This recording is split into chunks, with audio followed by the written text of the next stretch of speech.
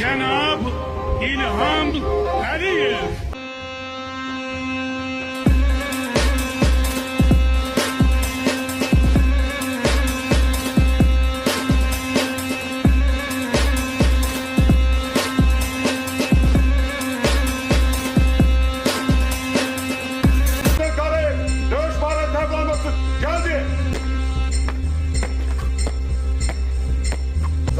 Başkomanda and içirəm ki, bu müqəddəs keşikdə gözümü bir ay olsun belə bu bayraklar ayırmayacaq.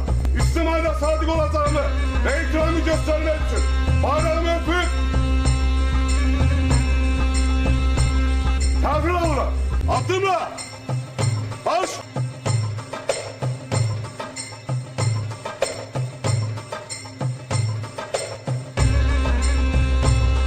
Zəngəzur dəhlizini biz icra edəcəyik. Ermənistan bunu istəsə də, istəməsə. İstəsə daha asan həll edəcəyik. İstəməsə də zorla həll edəcəyik. Necə ki, mən demişdim müharibədən əvvəl və müharibə dövründəki öz xoşu ilə rədd olun bizim torpağımızdan. Yoxsa zorla sizi çıxardacaq. Belə də oldu. Zəngəzur dəhlizinin taliyi də eyni olacaq. Bizim əsas rəqibimiz zamandır. Çünki dəmir yolunun çəkilişi, avtomobil yolunun çəkilişi vaxt tələb edir. Ona görə bütün güclər səfərbər edilib ki, bu layihə icra edilsin və beləliklə 101 il bundan əvvəl bizim əlimizdən alınmış Zəngəzura Azərbaycan xalqı qayıdacaq. Abidənin müəlliflərindən biri olan xalq rəssamı Salxab Məmmədov dövlətimizin başçısına və birinci xanıma abidə barədə məlumat verdi. Bu il Azərbaycan memarlığının görkəmli nümayəndəsi, Naxçıvan Memarlıq Məktəbinin banisi, Əcəmi Naxçıvaninin anadan olmasının 900 illiyi tamam olur. Dövlətimizin başçısı ötən il Əcəmi Naxçıvaninin 900 illiyinin qeyd edilməsi, həmçinin onun abidəsinin ucaldılması barədə sərəncam imzalayıb. Abidə kompleksi böyük Azərbaycan memarı Əcəmi Naxçıvaninin zəngin memarlıq irsinin daha müasir yanaşma əsasında təqdim etmək məqsədilə yaradılıb. Müəllifləri xalq rəssamları Salxab Məmmədov, Əli İbadullayev və Naxçıvan Muxtar Respublikası Memarlar Birliyinin sədri Heydər Əhmədov olan heykəlin hündürlüyü 270, postamentin hündürlüyü 90, ümumilikdə isə abidənin hündürlüyü 385 cm-dir. Heykəl bürüncdən, postament qranitdən hazırlanıb. Kompleksin ərazisində abadlıq işləri aparılıb, yaşıllıqlar salınıb. Orta əsrlər Azərbaycan memarlığının inkişafında mühüm rol oynayan memar Əcəmi Naxçıvaninin xatirəsinin əbədiləşdirilməsi ilk növbədə Azərbaycan dövlətinin tarixi şəxsiyyətlərimizin parlaq irsinə göstərdiyi diqqətin təzahürüdür. Bu layihənin icrası eyni zamanda onların fəaliyyətinin gələcək nəsillərə çatdırılması istiqamətində həyata keçirdiyi mühüm layihələrdən biridir. Ulu Öndər Heydər Əliyevin təşəbbüsü ilə Əcəmi Naxçıvaninin 850 illik yubileyi 1976-cı ildə Azərbaycanda təntənəli şəkildə qeyd olunub. Hazırda isə onun 900 illiyinin UNESCO çərçivəsində qeyd edilən yubileylər siyahısına daxil edilməsi bütövlükdə çox əsrlik mədəni zənginliklərimizin beynəlxalq səviyyədə daha geniş təbliğində vacib rol oynayır.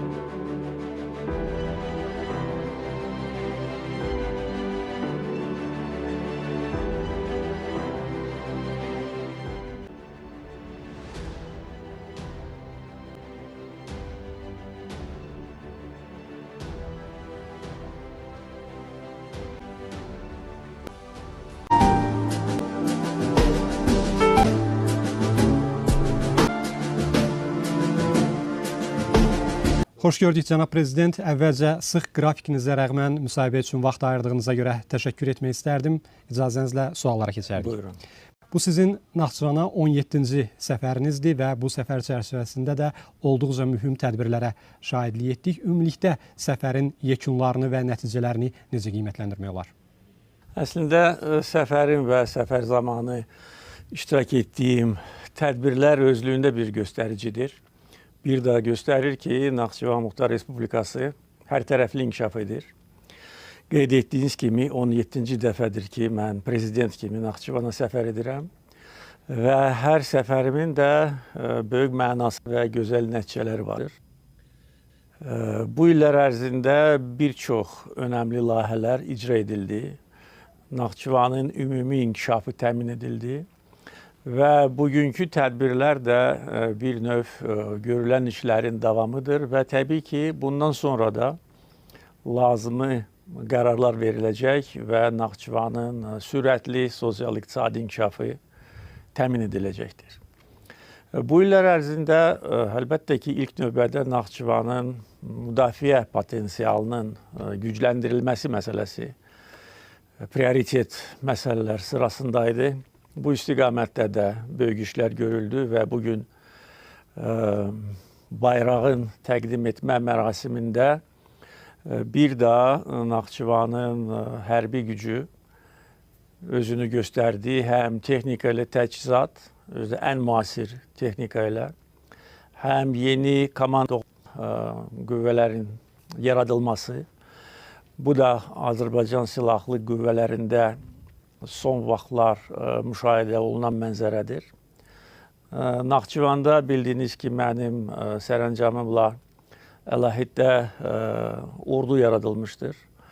Bu ordu təbii ki, Azərbaycan Silahlı Qüvvələrinin ayrılmaz tərkib hissəsidir. Ancaq Naxçıvanın spesifikası, coğrafiyası, Azərbaycanın əsas hissəsi ilə coğrafi bağlantısının olmaması əlbəttə ki, bu diyarın, Muxtar Respublikanın təhlükəsizliyinə daha böyük diqqət göstərməyimizə gətirib çıxardı və bu daim belədir.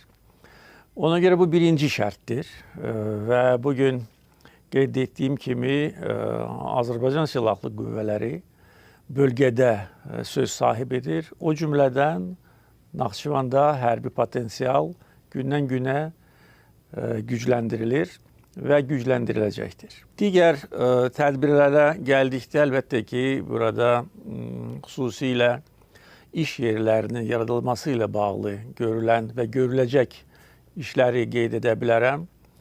Naxçıvan Sənaye Parkının təməli qoyuldu bugün.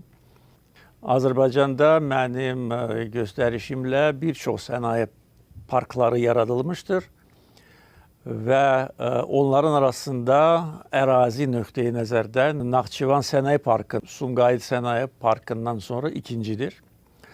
Dediyim kimi təməl daşı qoyuldu və əminəm ki, tezliklə artıq bu sənaye parkında əməli praktiki işlər başlanacaqdır. Eyni zamanda bu parkın tərkib hissəsi olan 300 megawatt gücündə inşa ediləcək istilik elektrik stansiyasıdır. Onu bildirməliyəm ki, bugün Naxçıvanın generasiya gücü hardasa 200 megawattdır. Təkcə bir stansiya bunu 1.5 dəfə artıracaq və təbii ki, bu stansiyanın iki məqsədi var. Birinci, Naxçıvan Muxtar Respublikasını dayanıqlı enerji ilə təmin etmək. İkincisi, ixrac məsələləridir. Bugün yerləşdiyimiz regionda elektrik enerjisi ilə problemi olmayan əgər nadir ölkələr varsa, Azərbaycan onların sırasında birincidir. Çünki bu və ya digər səbəblər üzündən bölgəmizdə enerji böhranı yaşanmaqdadır və bu böhran dərinləşə bilər. Həm bölgəmizdə gedən müharibələr, həm artan risklər, enerji daşıyıcılarının nəqli ilə bağlı nəqliyyat zəncirlərinin qırılması və digər faktorlar və gələcəkdə istisna edilmir ki, yeni xoşagəlməz hadisələr baş versin. Ona görə bax burada Azərbaycanın xüsusi rolu danılmazdır və biz elə etməliyik ki, Naxçıvanın davamlı və dayanıqlı enerji təminatı heç vaxt pozulmasın. Bu məqsədlər üçün vaxtı ilə yenə də mənim təşəbbüsümlə biz İran İslam Respublikası ilə qaz mübadiləsi sazişini imzaladıq. Bu sazişə əsasən İrandan Azərbaycana qaz kəməri çəkilmişdir və eyni zamanda Azərbaycanın Astara rayonundan İran ərazisinə qaz nəqli təmin edilmişdir. Yəni mübadilə yolu ilə biz Naxçıvanı 100% qazla təmin etdik. Bununla paralel olaraq qazlaşmanı apardıq və artıq neçə ildir ki, hardasa deyə bilərəm bəlkə 15 il, bəlkə ondan da çox, Naxçıvanda qazlaşma 100%-dir. Azərbaycanda ümumilikdə qazlaşmanın səviyyəsi 96%-dir. Bu da çox böyük rəqəmdir. Ancaq Naxçıvanda bu artıq 100%-dir. Yəni bu da enerji təhlükəsizliyinə yönəlmiş bir addım idi. Burada bir çox su və günəş elektrik stansiyaları inşa edilmişdir. Modul tipli elektrik stansiyası inşa edilmişdir. Yəni enerji təhlükəsizliyi fiziki təhlükəsizlikdən sonra ikinci vacib amildir. Və bugün dediyim kimi həm 300 meqavat gücündə istilik stansiyasının təməli qoyuldu və 50 meqavat gücündə 2 günəş stansiyasının tikintisi ilə tanış oldum. Naxçıvanda günəş enerjisinin potensialı çox böyükdür. Aparılan monitorinq və dəqiq təhlil əsasında günəş enerjisinin istehsalı üçün Azərbaycan ərazisində ən əlverişli məkan Naxçıvandır.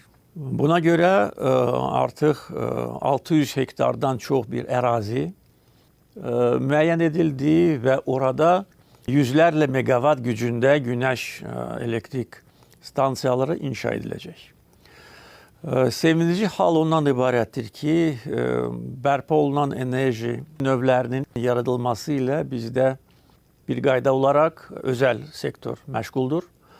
Və mənə bugün təqdim edilən məlumat onu göstərir ki, iqtisadi cəhətdən, yəni gəlirlik nöqteyi nəzərdən bu layihələr investorlar üçün cəlb edicidir.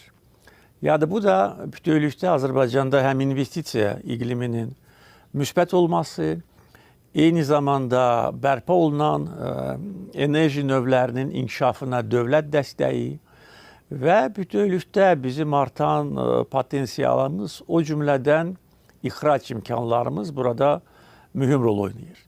Çünki qeyd etdiyim kimi Naxçıvan elektrik enerjisi ilə təminat baxımından bugün tam sığortalıdır.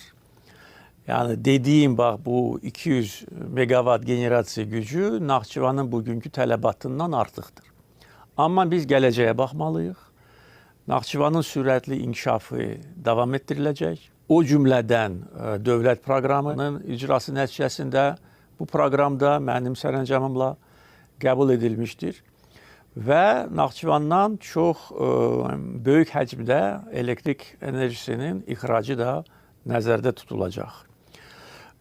Digər vacib sahə, yəni o sahədə bugün səfərimin proqramında öz əksini tapmışdır. Bu da Naxçıvanın tarixi mədəni abidələrinin qorunmasıdır. Bildiyiniz kimi Naxçıvan çox zəngin tarixə və mədəniyyətə, o cümlədən memarlıq mədəniyyətinə malikdir. Naxçıvan qədim Atabəylər dövlətinin paytaxtı olub və o dövrə, ondan sonraki dövrə aid olan bir çox abidələr, onlar dünya əhəmiyyətli abidələrdir. Və bugün Möminə Xatun məqbərəsinin bərpası ilə bağlı görülən işlər mənə təqdim edildi. Eyni zamanda digər tarixi mədəni obyektlərin konservasiyası, qorunması və bərpası nəzərdə tutulur. Möminə Xatun məqbərəsinin müəllifi məşhur Naxçıvanlı memar Əcəmi Naxçıvaninin şərəfinə abidə ucaldıldı. O abidənin arxasında onun ölməz əsəri Möminə Xatun məqbərəsi yerləşir. Bütün bu məsələlər böyük əhəmiyyət daşıyır. Çünki təbii ki, sosial-iqtisadi inkişaf, enerji təhlükəsizliyi vacib olan məsələlərdir. Ancaq bütün bu bizim görülən işlərin təməlində bizim milli kimliyimiz dayanır, milli ruhumuz dayanır, mədəniyyətimiz, dilimiz, ədəbiyyatımız, tariximiz və Azərbaycan xalqı xoşbəxt xalqdır. Biz fəxr edə bilərik tariximizlə, mədəniyyətimizlə, görkəmli şəxsiyyətlərimizlə. Naxçıvan eyni zamanda Azərbaycana bir çox görkəmli şəxsiyyətlər bəxş edib. Naxçıvan Azərbaycan xalqına dahi şəxsiyyət Heydər Əliyev kimi ulu öndər bəxş edib. Yəni bu bölgənin zəngin tarixi, bu bölgədə yaşayan insanların mərdliyi, doğma vətənə bağlılığı və eyni zamanda Naxçıvanın strateji yerləşməsi təkcə Azərbaycan üçün deyil, halbuki birinci növbədə Azərbaycan üçün. Bugün böyük coğrafiya üçün Naxçıvanın imkanları və yerləşməsi və burada icra olunan və olunacaq layihələr böyük əhəmiyyət kəsb edir. Məsəl üçün, əgər biz nəqliyyat dəhlizlərindən danışırıqsa, bugün təbii ki, Naxçıvanın timsalında biz yeni nəqliyyat damarlarını görürük. Biz bunu yaradırıq. Bunu yaratmaq üçün bir çox işlər görülüb və görüləcək. Ona görə bu məsələlərə daim diqqət göstərilir və göstəriləcəkdir. Bugün eyni zamanda sosial təminatla əlaqədar Dost Mərkəzinin açılışını qeyd edə bilərəm. Onun yanında Asan Xidmət Mərkəzi dayanır. O da vaxtilə mənim göstərişimlə yaradılmışdır ki, insanlara daha gözəl xidmət göstərilsin. Yəni, proqramın tərkib hissəsinə baxmaq kifayətdir ki, burada hər kəs görsün ki, Naxçıvanın inkişafı reallıqdır. Onu da əlavə edə bilərəm ki, bu yaxınlarda bir neçə ay bundan əvvəl qəbul edilmiş kənd təsərrüfatının inkişafına dair dövlət proqramında da Naxçıvanın xüsusi yeri var, payı var. Lazımi vəsait nəzərdə tutulub. O cümlədən kənd təsərrüfatının inkişafı üçün vacib olan amil suvarma layihələri icra edilir. Bir çox arteziyan quyuları qazılacaq, müasir suvarma sistemləri quraşdırılacaq. Bugün suvarılmayan torpaqlara su veriləcək və beləliklə Muxtar Respublikanın inkişafı daha sürətli və hər tərəfli olacaq.